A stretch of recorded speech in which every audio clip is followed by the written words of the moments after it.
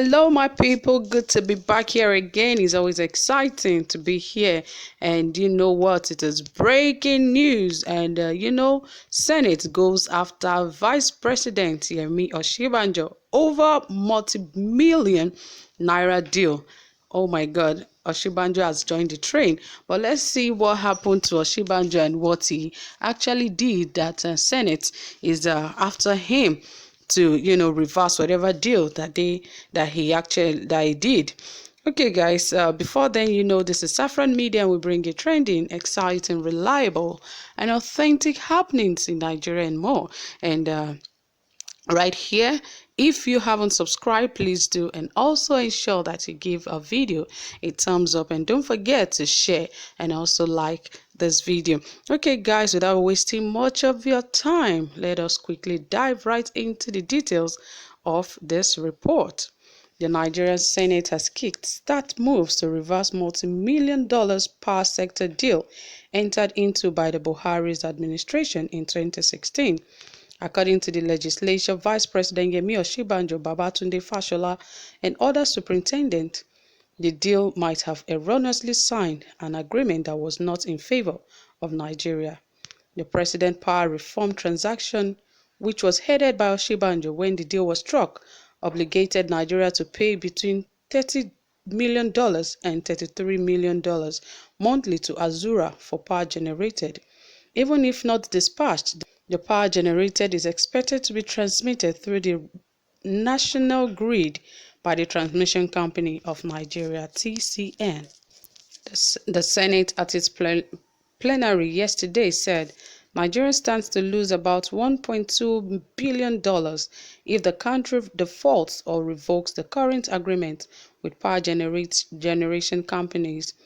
Chairman of the Senate Committee on Power, Gabriel Suswam, while briefing the Senate on the existing agreement, said part of the deal the federal government had during the power sector reform was that the investor will have the legitimacy to pull about $1.2 billion from the country's foreign reserve. The revelations were made during the consideration of a report on addressing Nigeria's power sector problems. Senators who spent over 2 hours debating the issue agree that in order to have constant power supply, the existing power sector agreement on 2 power plants carried out by the administration of President Buhari must be reviewed. However, some lawmakers who were predominantly lawyers warned that there could be severe sanctions if the documents were not properly studied before an action is taken. Deputy President of the Senate Ovie Omoagege, Ajibola Bashiru, Chukwuka Utazi, and other lawyers in the chamber suggested that a high-powered committee made up of legal practitioners in the upper legislative chamber and senior lawyers outside should be set up to review the agreements. They are expected to specifically examine the agreement of Azura and Aku gas plants as well as power purchase contracts. Giving more insight into the agreement, Suswam said the agreement involves monthly payment of $30 million by the federal government to the 2 power generating companies, despite their inability to produce the required units. They said since the government and power companies have defaulted, loopholes should be explored to protect Nigeria from paying huge fines. While Suswam in his committee's report suggested that the loans should be given to generation and distribution companies, Lawan suggested that senators who are lawyers should study the various agreements signed by the government and explore ways of getting Nigeria out of the dilemma. Suswam said the power sector is not liquid. We must realize that despite the privatization of the power sector, governments still have a stake of 40%. There are about 10 million homes connected to the national grid. Out of that figure, only 4 million are metered. Government needs to come in and help the sector. There was a time the CBN gave a loan to the power sector to stabilize it. They are paying back. Government can do the same thing. Let them give them money to bring in meters and then recover the money gradually. If the sector isn't liquid, investors will not come in and put their money. Before power companies implement the new tariff next year, We need to have every family metered. Estimated billing is fraudulent and we need to do away with it. The privatization was faulty from the beginning. We can't completely blame them. There's nothing wrong if we give subsidy to the power sector until they become stable and liquid. Senate Chief Whip Orji Uzor questioned the continuous subsidy paid by the government to power companies. He said, if the current status quo is maintained, Nigeria will never get it right. He further argued that the power sector agreement should be revoked to offer opportunities to multinationals to bring in their funds and invest in the sector. While lowering the interest rates, the sector is not viable. Even if the government puts 600 billion naira, nothing will change. We need to bring in multinationals to bring in their money. Are we really that stupid? Why did we privatize if we still needed to give them subsidy?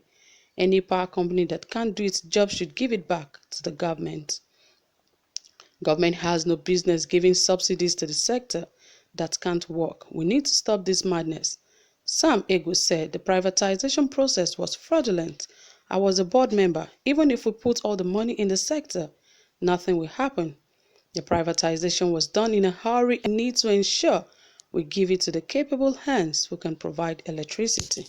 So guys, you can see that there is so much that is going on the ground that when it comes to light, everyone pretends not to understand what is going on, because right now, this committee, now they've created another committee that should look deeply into the issues they have at hand, and they said only those that are SANs or lawyers can actually look into that. But really, if you look into it, the people that actually signed this thing, and if you could recall, the name of Osinbajo and Fashola was called, and if you can recall that these two guys are sons and they are lawyers, they know about these things. So definitely they know about the document they are signing, because now, the lawmakers are already saying whoever signed those documents signed it in a hurry, that they were not sure of what they signed while they signed it. But there's really a lot going on, because Osinbajo cannot just sign any document without going through it critically and knowing exactly what is there. And same goes with the Minister of Power, that is Fashola. He is a lawyer and a son. So definitely he knows, and he would have looked very well into that. But sometimes it might just be an oversight to them, but I would not say it is an oversight. But it is very important. I believe by now Nigerians, just like the lawmakers said, it is important that every house has a meter attached to it, instead of just bringing a kind of assume bill for Nigerians to pay. And if you really look at some of the things they said, like they said there are about 10 million homes connected to the national grid, and out of that figure only 4 million are metered, which is poor. Out of 10 million homes in Nigeria, only 4 million are metered, and we are not sure they are even up to 4 million. That's an assumed number, because if you say 4 million homes, Nigerians will not be crying for, they are paying too much for electricity. But really, they are not doing what they are supposed to do while sitting in those seats. Because if they're actually working, the private companies that the power sector is handed over, they should work more. They should think, they should know why they are being paid. And some of them are even suggesting that they be giving subsidy and all of that. If any private sector cannot work, let it be taken back from them and given back to government. Because right before now, everyone thought that the electricity in Nigeria was going to be far, far more better when it is privatized. But really, nothing changed. It even got worse. If you ask me, it got worse in Nigeria, because so many people are complaining, about electricity. You can hardly find people that have electricity in their homes. And when it comes to the meter issue, it is a big problem, because a lot of people use power that, and they use less power and they pay more, why some people use more power and they pay less. All of this, there's really no stable prices, so it is better that every home is metered. So it's wise that Osinbajo and Fashola goes to clear themselves regarding this issue of electricity. So guys, you've heard it all. Thank you so much for staying tuned. I really do appreciate your time here so far, and if you haven't subscribed, please do, and also help us give this video a thumbs up. Do have a pleasant time. Bye for now.